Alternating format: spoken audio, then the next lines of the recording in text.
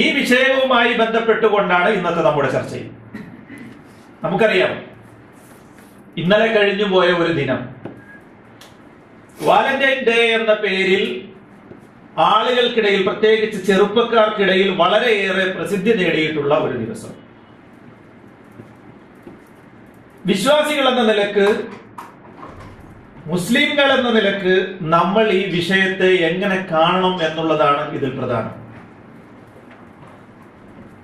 നമുക്കറിയാം, ഇന്നത്തെ നമ്മുടെ ജീവിത സാഹചര്യങ്ങൾ, നമ്മുടെ കുടുംബത്തിന്റെ അവസ്ഥ, നമ്മുടെ ചുറ്റുപാടുകളെല്ലാം തന്നെ ഇസ്ലാമികപരമായ വൃത്തത്തിൽ നിന്നും കുതിച്ചു ചാടുവാൻ, പുറത്തു കിടക്കുവാൻ വേണ്ടിയുള്ള വെമ്പൽ കൊള്ളുന്നിടത്താണ് നിലകൊള്ളുന്നത്.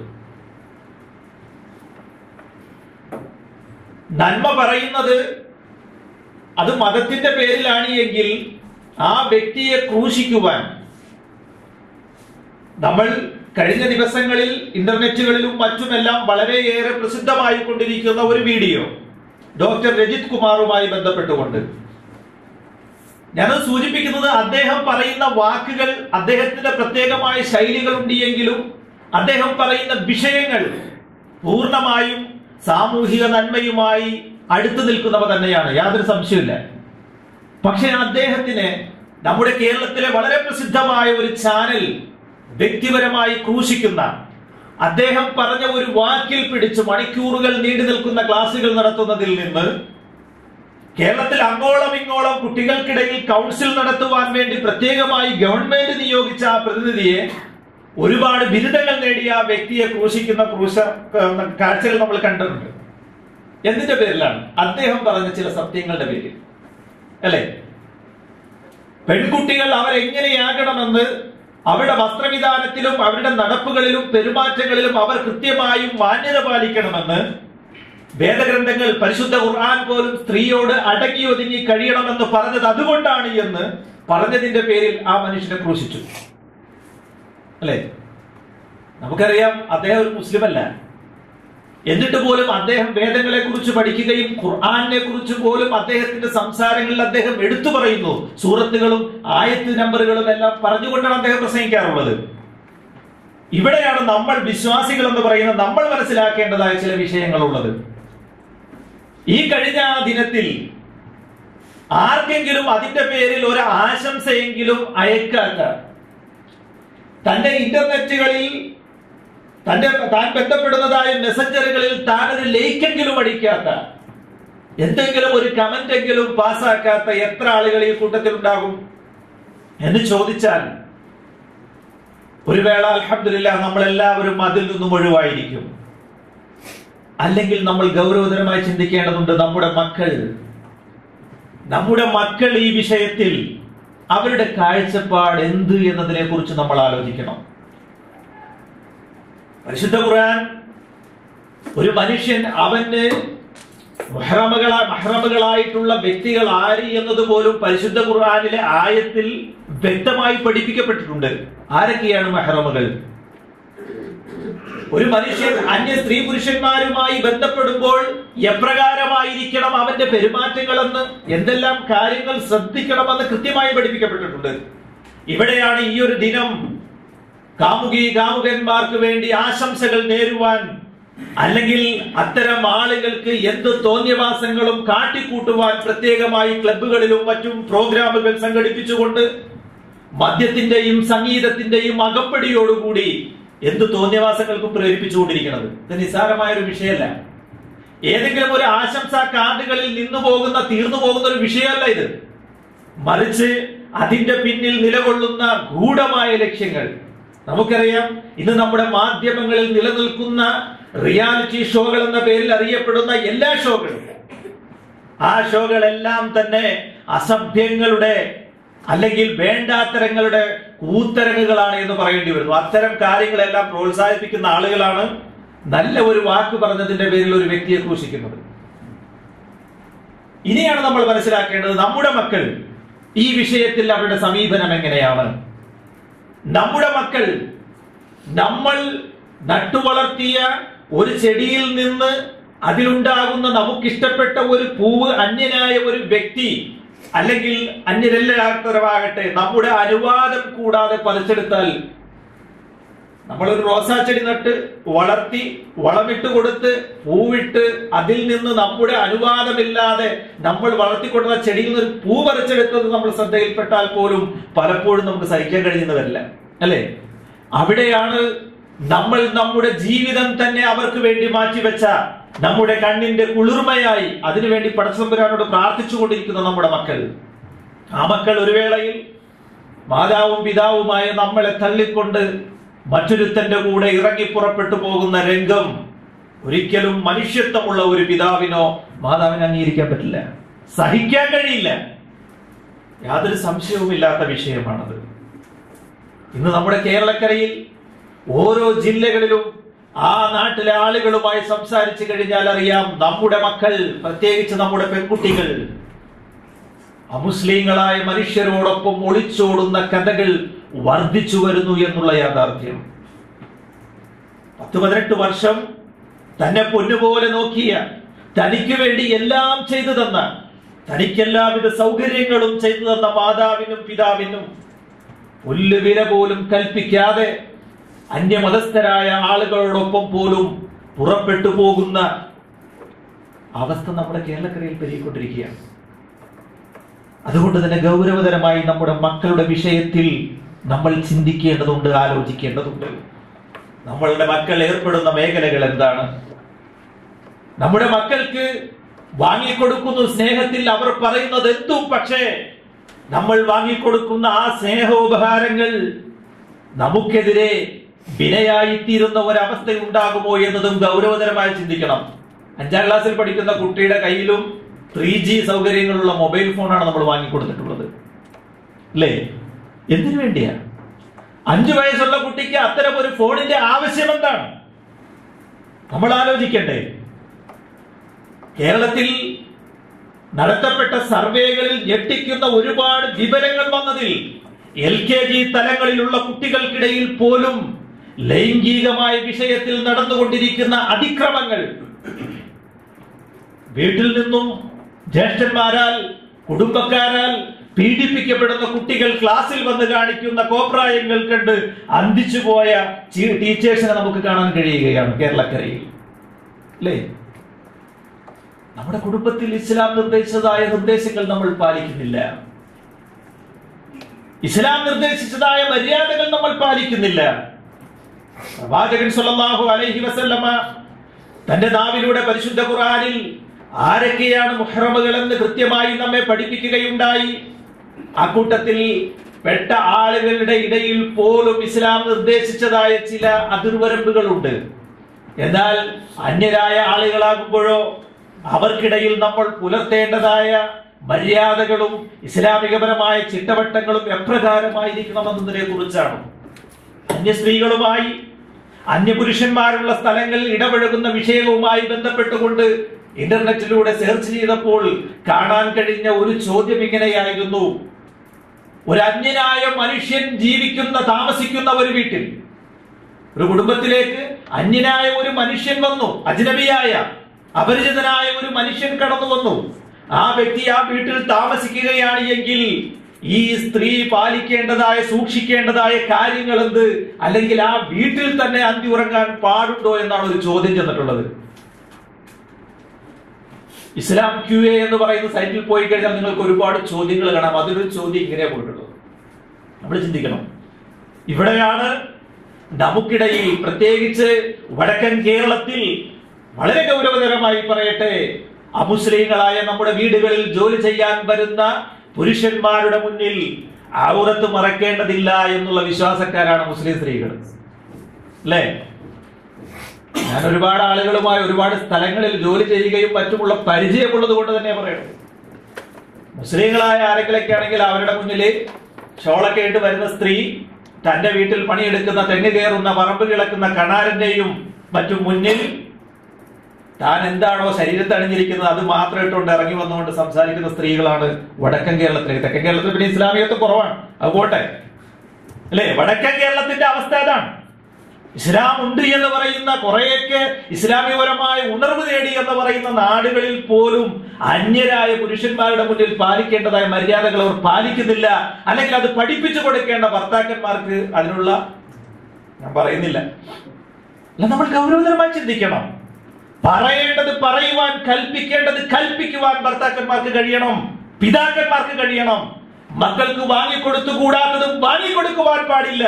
ഫുൾ കൈയിട്ട് ഇൻസൈഡ് ചെയ്ത് കഴുത്തിലും കുടുക്കിട്ട് നടക്കുന്ന ഭർത്താവിന്റെ കൂടെ ഉള്ള ഭാര്യയുടെ കോലം, ഇനി ഭാര്യ ഇസ്ലാമിക വേഷമാണ് എങ്കിൽ പ്രായപൂർത്തിയെത്തിയ മകളുടെ കോലം എന്താണ്? ഇല്ലേ? ഈ രൂപത്തിൽ കൊണ്ടു നടക്കുന്ന, അല്ലെങ്കിൽ ഇസ്ലാം പറഞ്ഞതായ ഹുർമത്തുകൾ പാലിക്കാത്തിടത്ത് അള്ളാഹുവിന്റെ ശിക്ഷയെന്നോണം വന്നു പതിക്കുന്ന വിഷയങ്ങളാണ് നമ്മുടെ പെൺകുട്ടികൾ മറ്റു മതസ്ഥരോടൊപ്പമുള്ള ഒളിച്ചോട്ടങ്ങൾ. ഇസ്ലാം പറഞ്ഞില്ലേ, حرمت عليكم أمهاتكم وبناتكم وأخواتكم وعماتكم وخالاتكم وبنات الأخ وبنات الأخت തുടങ്ങി പരിശുദ്ധ ഖുർആൻ നമ്മെ എണ്ണി എണ്ണി പഠിപ്പിക്കുന്നതായ വിഷയങ്ങളുണ്ട്. ഹുർരിമത് അലൈക്കും, നിങ്ങളുടെ മേൽ ഹറാമാണ്, മുഹറമുകളായിട്ടുള്ള വ്യക്തികളിൽപ്പെട്ടതാണ്. ഉമ്മഹാത്തുക്കും, നിങ്ങളുടെ ഉമ്മമാർ, വബനാതുക്കും, നിങ്ങളുടെ പെൺമക്കൾ, വഅഖവാതുക്കും, നിങ്ങളുടെ സഹോദരിമാർ, വഅമ്മാതുക്കും, നിങ്ങളുടെ പിതാവിന്റെ സഹോദരിമാർ അഥവാ മൂത്തുമ്മമാർ, വഖാലാതുക്കും, നിങ്ങളുടെ ഉമ്മയുടെ സഹോദരിമാർ, വബനാതുൽ അഖ്, നിങ്ങളുടെ സഹോദരന്റെ പെൺമക്കൾ, വബനാതുൽ ഉഖ്ത്, നിങ്ങളുടെ സഹോദരിമാരുടെ പെൺമക്കൾ, വഉമ്മഹാതുക്കും അല്ലതി അർളഅനകും, നിങ്ങൾക്ക് മുല നൽകിയിട്ടുള്ള, മുലപ്പാൽ നൽകിയിട്ടുള്ള നിങ്ങളുടെ ഉമ്മമാരും, വഅഖവാതുക്കും മിനർ റളാഅ, ആ മുലകുടി ബന്ധത്തിൽ തനിക്ക് ഉമ്മയായി ലഭിച്ച ആ സ്ത്രീയുടെ മക്കളും നിങ്ങൾക്ക് മഹ്റമകളിൽ പെട്ടതാണ്. വഉമ്മഹാതു നിസാഇകും, അപ്രകാരം തന്നെ നിങ്ങളുടെ ഭാര്യമാരുടെ ഉമ്മമാരും, വറബായിബുകും അല്ലാതി ഫീ ഹുജൂരികും മിൻ നിസാഇകും അല്ലാതി ദഖൽതും ബിഹിന്ന ഫഇൻ ലം തകൂനു ദഖൽതും ബിഹിന്ന ഫലാ ജുനാഹ അലൈക്കും, വിവാഹം കഴിച്ചു, ആ സ്ത്രീയുമായി താൻ ശാരീരികമായ ബന്ധത്തിൽ ഏർപ്പെട്ടിട്ടുണ്ട് എങ്കിൽ ആ സ്ത്രീയുടെ മക്കളും നിങ്ങൾക്ക് ഹറാമായവരാണ് എന്ന് പരിശുദ്ധ ഖുർആൻ നമ്മെ പഠിപ്പിക്കുകയാണ്. ഈ ഒരു വൃത്തത്തിനപ്പുറം ഒരു സ്ത്രീയെ സംബന്ധിച്ചിടത്തോളം നേരെ തിരിച്ചു ചിന്തിച്ചാൽ ആ പുരുഷ വൃത്തത്തിനപ്പുറമുള്ളവരെല്ലാം തന്നെ തന്റെ ഔറത്തിൽ നിന്നും ഒരൽപ്പം പോലും ദർശിക്കുവാൻ ഇസ്ലാം അനുവദിക്കാത്ത ആളുകളാണ്, അല്ലേ?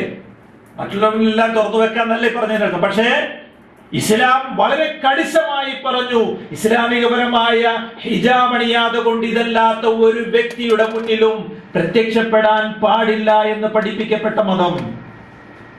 പ്രവാചകൻ സല്ലല്ലാഹു അലൈഹി വസല്ലമയോട് സഹാബാക്കളെ ഈ വിഷയത്തെ കുറിച്ച് പ്രവാചകൻ പറയുമ്പോൾ ചോദിക്കുകയാണ്, അന്ന റസൂലുള്ളാഹി സ്വല്ലല്ലാഹു അലൈഹി വസല്ലം ഖാല ഇയ്യാകും വദ്ദുഖൂല അലൻ നിസാ, സ്ത്രീകളുടെ അടുക്കൽ നിങ്ങൾ പ്രവേശിക്കുന്നതിനെ ഗൗരവതരമായി കാണണമേ, അതിനെക്കുറിച്ച് ഞാൻ ഗൗരവതരമായി നിങ്ങളോട് ഉണർത്തുന്നു എന്ന് പ്രവാചകൻ പറഞ്ഞു. ഫഖാല റജുലുൻ മിനൽ അൻസാർ, അൻസാറുകളിൽപ്പെട്ട ഒരു മനുഷ്യൻ അപ്പോൾ പ്രവാചകൻ സല്ലല്ലാഹു അലൈഹി വസല്ലമയോട് ചോദിക്കുകയാണ്, യാ റസൂലല്ലാഹ് അഫറഅയ്തൽ ഹമുവ, ഹമു ആണെങ്കിലോ പ്രവാചകരെ?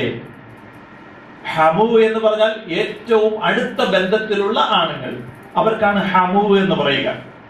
ഭർത്താവിന്റെ സഹോദരന്മാർ, ഉദാഹരണത്തിന് ഒരു സ്ത്രീയുടെ ഭർത്താവിന്റെ സഹോദരന്മാർ ഹമുവിൽപ്പെട്ടതാണ്, ഏറ്റവും അടുത്ത ബന്ധത്തിലുള്ള ആണുങ്ങളിൽപ്പെട്ടവരാണവർ. അവരാണെങ്കിലോ ഒരു സ്ത്രീയുടെ അടുക്കൽ പ്രവേശിക്കുന്നത് ഇത്രയേറെ ഗൗരവതരമായി കാണേണ്ടതുണ്ടോ എന്ന് പ്രവാചകൻ സല്ലല്ലാഹു അലൈഹി വസല്ലമയോട് ചോദിച്ചപ്പോൾ ഖാല അൽ ഹമുൽ മൗത്ത്, ഹമു ആണെങ്കിൽ അത് മരണതുല്യമാണ് എന്ന് മുഹമ്മദ് മുസ്തഫ സല്ലല്ലാഹു അലൈഹി വസല്ലം. സഹോദരന്മാർ ഗൗരവതരമായി കാണണം. തന്റെ ഭർത്താവിന്റെ ജ്യേഷ്ഠനല്ലേ, തന്റെ ഭർത്താവിന്റെ അനുജനല്ലേ, എന്താ അവന്റെ മുന്നിൽ ഞാൻ ഔറത്ത് മറച്ചില്ല എങ്കിൽ, ഇസ്ലാമികപരമായ വേഷവിധാനങ്ങൾ സ്വീകരിച്ചില്ല എങ്കിൽ എന്ത് എന്ന് ചോദിക്കുന്നുവെങ്കിൽ ഇസ്ലാം പാടില്ല എന്ന് പറഞ്ഞ ആളുകളിൽപ്പെട്ടവരാണവർ. ഇസ്ലാം പാടില്ല എന്ന് പറഞ്ഞവരിൽപ്പെട്ടവരാണവർ. അവരോടൊപ്പം ആ സ്ത്രീക്ക് യാത്ര ചെയ്യൽ അനുവദനീയമല്ല, ഒറ്റയ്ക്ക് അവരോടൊപ്പം ഒറ്റപ്പെടുവാൻ പാടില്ല. ഇത് ഇസ്ലാം നിർദ്ദേശിച്ചതാണ്, പ്രവാചകന്റെ വാക്കാണ്. അൽ മൗത്ത്, മരണതുല്യമാണത്. അഥവാ മറ്റു പുരുഷന്മാരെക്കാൾ അപകടങ്ങൾ ഉണ്ടാകുവാൻ പ്രയാസങ്ങൾ ജീവിതത്തിൽ സംഭവിക്കുവാൻ കാരണമായി തീരുന്നവരാണ് ഇവരെന്ന് മുഹമ്മദ് മുസ്തഫ സല്ലല്ലാഹു അലൈഹി വസല്ലം പഠിപ്പിച്ചു. കാരണം അന്യനായ ഒരു മനുഷ്യൻ ഇപ്പൊ നമ്മുടെ വീട്ടിലേക്ക് വന്നാലും ചുറ്റുഭാഗത്തുള്ളവരൊക്കെ ഒന്ന് ശ്രദ്ധിക്കും, അല്ലേ? ഒന്ന് ശ്രദ്ധിക്കും. പക്ഷെ ഒരു ഭർത്താവിന്റെ അനുജനോ ജ്യേഷ്ഠനോ വന്നു കഴിഞ്ഞാൽ ആൾക്കാർ ശ്രദ്ധിക്കോ? ഇല്ലല്ലോ. അപ്പോൾ അത്തരം രംഗങ്ങളിലുള്ള ഒറ്റപ്പെടലുകൾ ശ്രദ്ധിക്കണമെന്നാണ് മുഹമ്മദ് മുസ്തഫ സല്ലല്ലാഹു അലൈഹി വസല്ലം നമ്മെ പഠിപ്പിച്ചത്. ഈ ഹദീസ് ബുഖാരിയും മുസ്ലിം റിപ്പോർട്ട് ചെയ്ത ഹദീസാണ്. അതുകൊണ്ട് തന്നെ നമ്മൾ ആരുമായി ഇടപഴകണം, എങ്ങനെ ഇടപഴകണം, ഇത് പറഞ്ഞ പ്രവാചകൻ സല്ലല്ലാഹു അലൈഹി വസല്ലം ഇങ്ങനെ പറഞ്ഞിട്ടൊക്കെ പോവല്ലേ ഇത്. പ്രവാചകൻ സല്ലല്ലാഹു അലൈഹി വസല്ലം പറഞ്ഞു, ഇന്നി ലാ ഉസാഫിഹു നിസാ, ഞാൻ സ്ത്രീകൾക്ക് മുസ്ഹാഫത്ത് നടത്തുകയില്ല. മുസ്ഹാഫത്ത് എന്ന് വെച്ചാൽ കെട്ടിപ്പിടിക്കലല്ല. മുസ്ഹാഫത്ത് എന്താ? കൈയും തമ്മിൽ കൊടുക്കില്ല, ഷെയ്ക്കാൻഡ് കൊടുക്കില്ല. ഞാൻ സ്ത്രീകൾക്ക് ഷെയ്ക്കാൻഡ് കൊടുക്കുകയില്ല എന്ന് മുഹമ്മദ് മുസ്തഫ സല്ലല്ലാഹു അലൈഹി വസല്ലം. നമ്മൾ തിരിച്ചു വെക്കാം, ഓഫീസുകളിലൊക്കെ ജോലി ചെയ്യുന്ന ആളുകൾ ഏതെങ്കിലും പ്രത്യേകമായ ഓഫീസിന്റെ ഫംഗ്ഷനുകളിൽ ഏതെങ്കിലും ഒരു ലേഡി കടന്നു വന്നാൽ, ക്ഷണിക്കപ്പെട്ട ഒരു വ്യക്തി വന്ന് കൈ കൊടുത്തു തുടങ്ങിയാൽ നമ്മൾ എന്ത് ചെയ്യും? കൊടുക്കും, ചെയ്യുന്നുണ്ട്, അല്ലേ? ഇല്ല എന്ന് പറഞ്ഞ ആ കയ്യെ നിങ്ങൾ വലിക്കാൻ കഴിയണമെങ്കിൽ എന്റെ റസൂൽ സല്ലല്ലാഹു അലൈഹി വസല്ലമ എന്നോട് വിരോധിച്ച വിഷയമാണിത്, അതുകൊണ്ട് ഞാനിത് ചെയ്യില്ല എന്നുള്ള തീരുമാനം എടുക്കാൻ കഴിയണം നമുക്ക്, അല്ലേ? അപ്പോൾ ഒരു ഷെയ്ക്കാനിൽ എന്തിരിക്കുന്നു? എന്തൊക്കെയോ ഉണ്ട്. അതാണ് പ്രവാചകൻ സല്ലല്ലാഹു അലൈഹി വസല്ലം നമ്മെ പഠിപ്പിച്ചത്. എന്ന് മാത്രമല്ല, പ്രവാചകൻ സല്ലല്ലാഹു അലൈഹി വസല്ലമ ബൈഅത്ത് നടത്തുന്ന വേളകളിൽ പോലും പുരുഷന്മാരോട് കൈകളിൽ കൈവച്ചുകൊണ്ടാണ് ബൈഅത്ത് ചെയ്തിരുന്നെങ്കിൽ സ്ത്രീകളോട് അങ്ങനെ ചെയ്യാറില്ലായിരുന്നു. ആണെങ്കിൽ പ്രവാചകൻ ചെയ്യാം, ആരും വിമർശിക്കൂല. ബൈഅത്താണ്, അല്ലെ? ഇസ്ലാമിലേക്ക് കടന്നു വരുന്ന ആളുകൾ ചെയ്യുന്ന പ്രതിജ്ഞയാണ്. പക്ഷേ പ്രവാചകൻ സല്ലല്ലാഹു അലൈഹി വസല്ലം ഇത് ചെയ്തിട്ടില്ല. എന്ന് മാത്രമല്ല, പ്രവാചകന്റെ പത്നി പറയുകയാണ്, എന്റെ പ്രവാചകന്റെ കൈ ഒരു സ്ത്രീയുടെ ശരീരമായിട്ട് മറ്റൊരു സ്ത്രീ അഥവാ അന്യയായ ഒരു സ്ത്രീയുടെ ശരീരവുമായി സ്പർശിച്ചിട്ട് പോലുമില്ല എന്ന് പ്രവാചകന്റെ പത്നിമാർ നമ്മുടെ മുന്നിൽ പറഞ്ഞു തരികയാണ്. നമ്മൾ തിരിച്ചൊക്കെ ഒരല്പം ഒരു ഔലിയാപ്പട്ടം കിട്ടിക്കഴിഞ്ഞിട്ടുണ്ടെങ്കിൽ പിന്നെ സ്ത്രീകൾ പോയിട്ട് കെട്ടിപ്പിടിച്ച് പോലും മുത്തുവാണ്, അല്ലെ?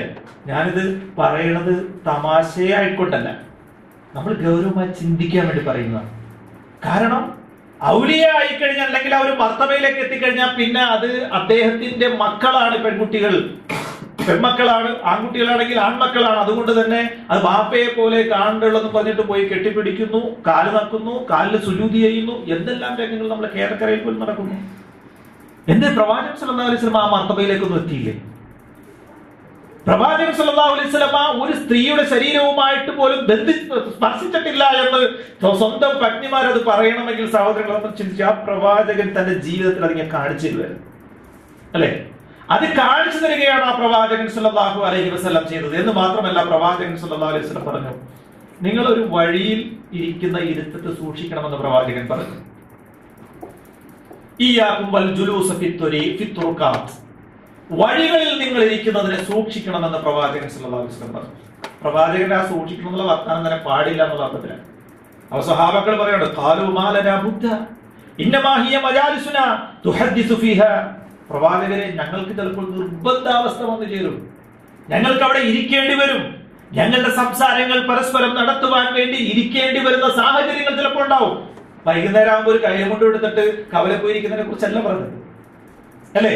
വഴിയോരത്ത് പോയിരിക്കുന്നതിനെ കുറിച്ചല്ല പറഞ്ഞത്. ഞങ്ങൾക്ക് ഞങ്ങളുടെ യാത്രകളിൽ ചിലപ്പോൾ നിർബന്ധമായും വഴികളിൽ ഇരിക്കേണ്ടി വരും. പ്രവാചകരെ, ഞങ്ങൾ എന്ത് ചെയ്യണം എന്ന് ചോദിച്ചപ്പോൾ നിങ്ങൾക്ക് മറ്റു മജ്ലിസുകളൊന്നും കിട്ടാത്ത ഒരവസ്ഥയുണ്ട് എങ്കിൽ ആ വഴിയുടെ മര്യാദകൾ, ബാധ്യതകൾ നിങ്ങൾ വീട്ടണമെന്ന് മുഹമ്മദ് മുസ്തഫ സല്ലല്ലാഹു അലൈഹി വസല്ലം. ഖാലു വമൽ ഹഖ് തുരീഖ്, അല്ലാഹു റസൂലേ, എന്താണ് വഴിയുടെ മര്യാദ, ഹക്ക്, അവകാശം എന്താണ്? ഖാല അദ്ദുൽ ബസർ, ഒന്നാമത്തെ ഹക്ക് എന്താ, ബാധ്യത എന്താ? അദ്ദുൽ ബസർ, ദൃഷ്ടികളെ താഴ്ത്തുക എന്നവൻ, കണ്ണ് താഴ്ത്തണം. നമ്മൾ പുറത്തേക്ക് ഇറങ്ങിയാൽ പിന്നെ കണ്ണെങ്ങനെയാ? പറന്നടക്കലാണ്, അല്ലെ? പറന്നടക്കലാ കണ്ണ്. അല്ലാഹുവിന്റെ റസൂൽ പറയണം, അങ്ങനെ നിങ്ങൾക്ക് വഴിയിൽ നിർബന്ധമായും ഇരിക്കേണ്ടി വന്നാൽ പോലും നിങ്ങളുടെ ദൃഷ്ടികളെ ഒന്നാമതായി താഴ്ത്തണം. അത് വഴിയോടുള്ള ഹക്കാണ്, ആ വഴിയുടെ അവകാശത്തിൽപ്പെട്ടതാണ്. വഖഫുൽ അദാ, രണ്ടാമതായ ആ വഴിയിലെ ഉപദ്രവങ്ങൾ, നിങ്ങൾ മൂലം ഉപദ്രവം ഉണ്ടാവരുത്, മറ്റുള്ളവർക്ക് തടസ്സമുണ്ടാവരുത്, അതിനെ നിങ്ങൾ നീക്കേണ്ടതാണ് എന്ന് പ്രവാചകൻ സല്ലല്ലാഹു അലൈഹി വസല്ലം ബുഖാരി മുസ്ലിം എല്ലാം റിപ്പോർട്ട് ചെയ്ത ഹദീസിൽ നമുക്ക് കാണാൻ കഴിയും, അല്ലേ? ദൃഷ്ടികളെ നിയന്ത്രിക്കുവാൻ വേണ്ടി പഠിപ്പിച്ചു. എന്താ ദൃഷ്ടി കൊണ്ടുള്ള കുഴപ്പം? ദൃഷ്ടികളാണ് പലപ്പോഴും നമ്മെ വേണ്ടാത്തരങ്ങളിലേക്ക് കൊണ്ടുചെന്നെത്തിക്കുന്നത്. അതുകൊണ്ട് തന്നെ സൂറത്തു നൂറിൽ വിശ്വാസികളെയും വിശ്വാസിനികളെയും പ്രത്യേകം എടുത്തുകൊണ്ട്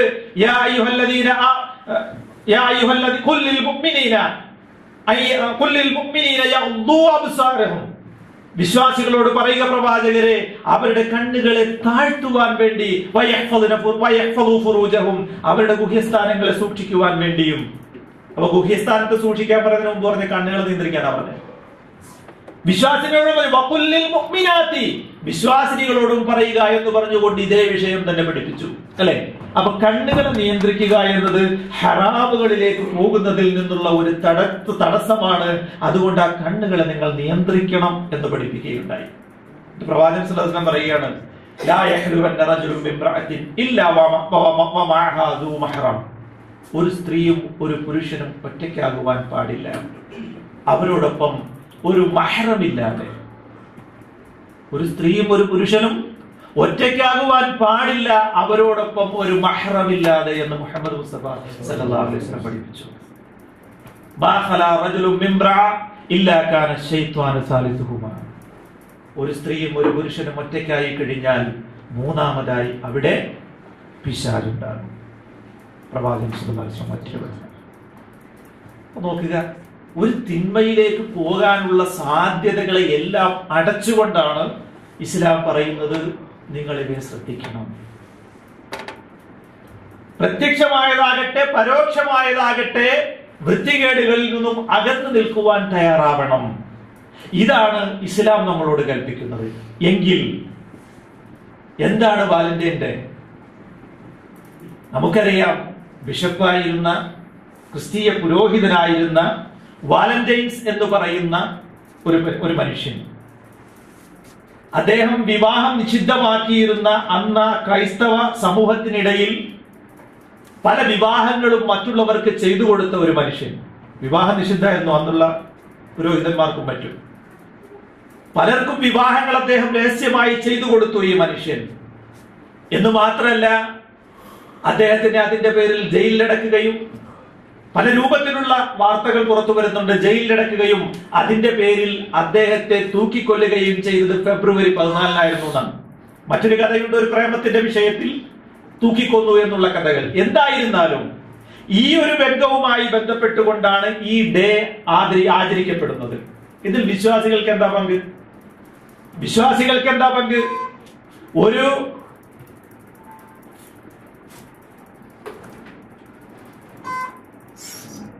ഒരു സ്ത്രീ ആകട്ടെ പുരുഷനാകട്ടെ അവർ ഒറ്റയ്ക്കാകുന്ന ഒരു സാഹചര്യത്തെ പോലും ഇല്ലായ്മ ചെയ്യുവാൻ വേണ്ടി പറയുന്ന ഇസ്ലാം, വിവാഹ രംഗത്ത് ആ വിവാഹം സ്വഹീഹായി തീരണമെങ്കിൽ അവിടെ വലിയ നിർബന്ധമാണ് എന്ന് പഠിപ്പിക്കുന്ന ഇസ്ലാം, നോട്ടങ്ങളെ പോലും നിങ്ങൾ നിയന്ത്രിക്കേണ്ടതുണ്ട് എന്നും ആ നോട്ടം തിന്മകളിലേക്കുള്ള വാതിലായി തീരുമെന്നും പഠിപ്പിക്കുന്ന ഇസ്ലാം, എങ്ങനെയാണ് ഒരു പ്രായപൂർത്തിയെത്തിയ ആണിനും പെണ്ണിനും ഇടയിൽ ഇത്തരത്തിലുള്ള മെസ്സേജുകൾ അയക്കുവാനും അതല്ല എങ്കിൽ അതിന്റെ പേരിലുള്ള ഗിഫ്റ്റുകൾ കൈമാറ്റം ചെയ്യുവാനും എല്ലാം ഇസ്ലാം നിർദ്ദേശിക്കുക?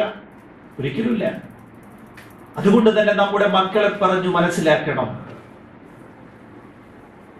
തന്റെ മക്കൾക്ക് പലപ്പോഴും അവർക്ക് ഇഷ്ടപ്പെട്ട ചില വസ്തുക്കൾ കൊടുക്കുന്നതിന് നമ്മൾ ചില മടി കാണിക്കാറുണ്ട്. ഉദാഹരണം, ചെറിയ കുട്ടികൾക്ക് മിഠായി വലിയ ഇഷ്ടമാണ്. പക്ഷെ ആ മിഠായി പരമാവധി കൊടുക്കാതിരിക്കാൻ നമ്മൾ ശ്രദ്ധിക്കും. നിർബന്ധ സാഹചര്യങ്ങളിൽ മാത്രം വാങ്ങിക്കൊടുക്കുന്ന ഒരവസ്ഥ നമ്മൾ കാത്തു സൂക്ഷിക്കാറുണ്ട്. കാരണം എന്താ? അതുകൊണ്ടുള്ള ദോഷഫലങ്ങൾ കുട്ടികൾക്ക് ഉണ്ടാവരുത് എന്നാണ്, അല്ലെ? ചോക്ലേറ്റും മറ്റും അധികമായി കഴിക്കുന്ന കുട്ടികളുടെ പല്ലിനും മറ്റും ഉണ്ടാകുന്ന പ്രശ്നങ്ങൾ, അല്ലെങ്കിൽ മറ്റ് കാരണങ്ങളെല്ലാം ശ്രദ്ധിച്ചുകൊണ്ട് അത് നൽകുന്നതിനെ നമ്മൾ ചിലപ്പോൾ തടഞ്ഞു വെക്കും. ഇങ്ങനെ തടഞ്ഞു നിൽക്കുന്ന സമയത്തായിരിക്കാം മറ്റൊരാൾ വന്നുകൊണ്ട് ഒരു മിഠായി നീട്ടുന്നത്.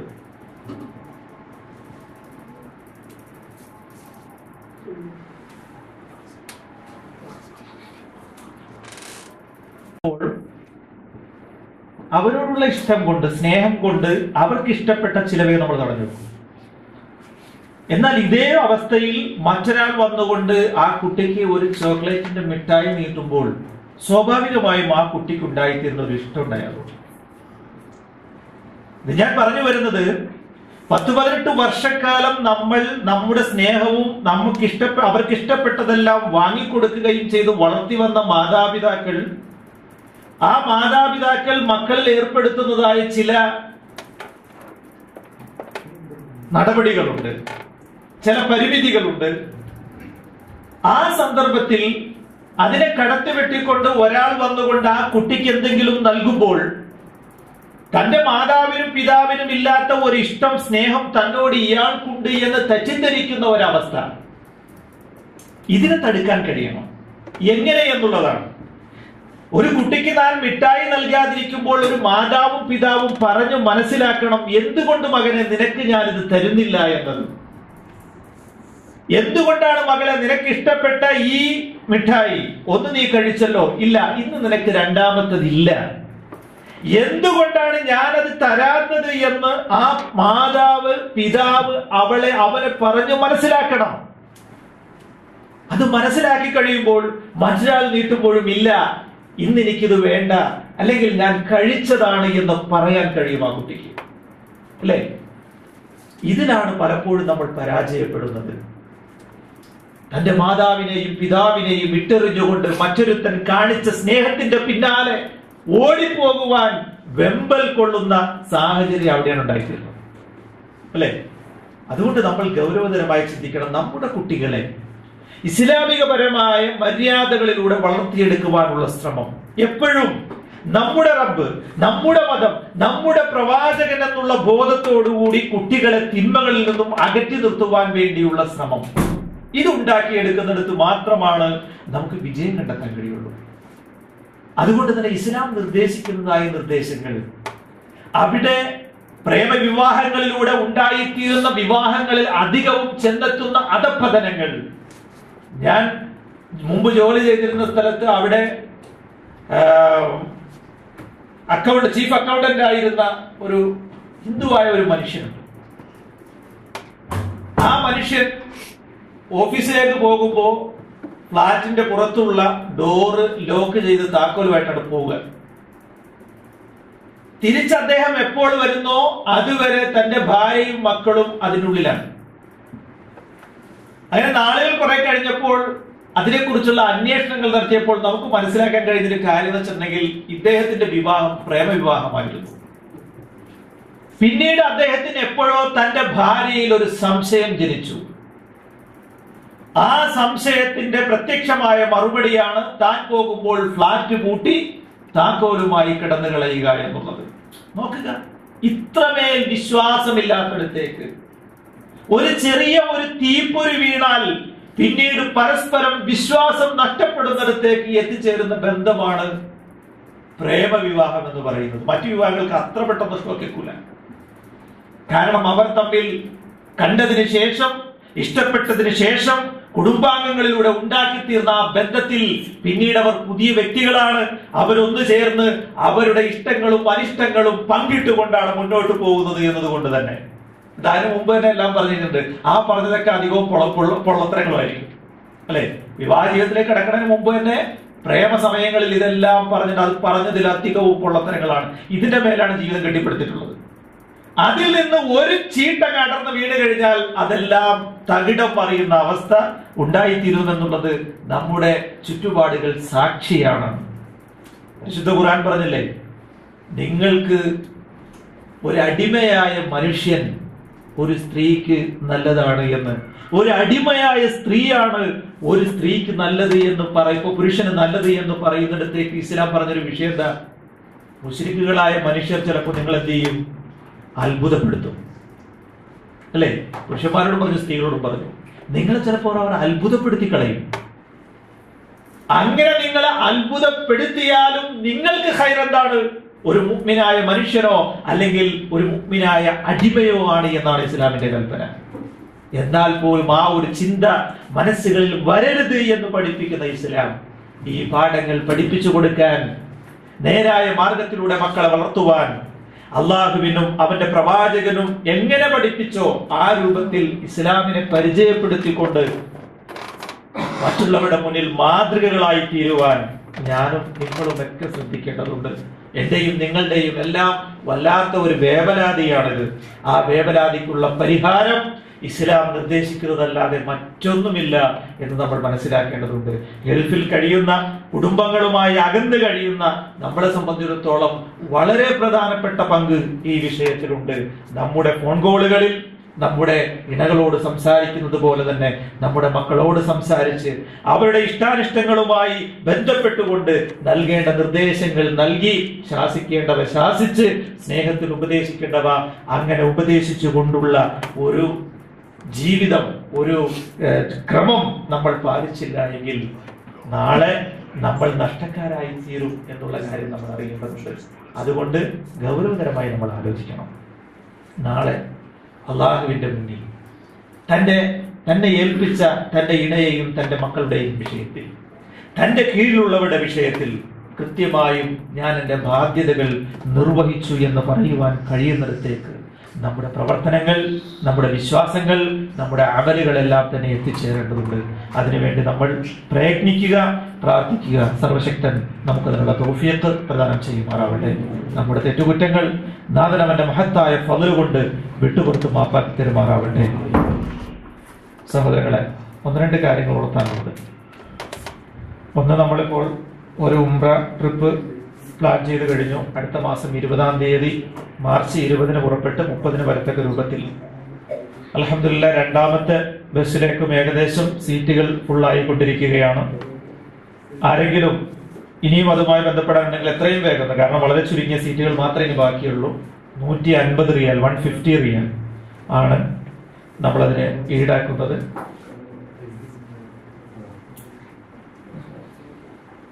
150 റിയാലാണ് നമ്മളതിന് ഈടാക്കുന്നത്. കാരണം ട്രാവൽസിലൊക്കെ നമ്മൾ പറഞ്ഞു 180, 175 റിയാലൊക്കെയാണ് ട്രാവൽസിൽ.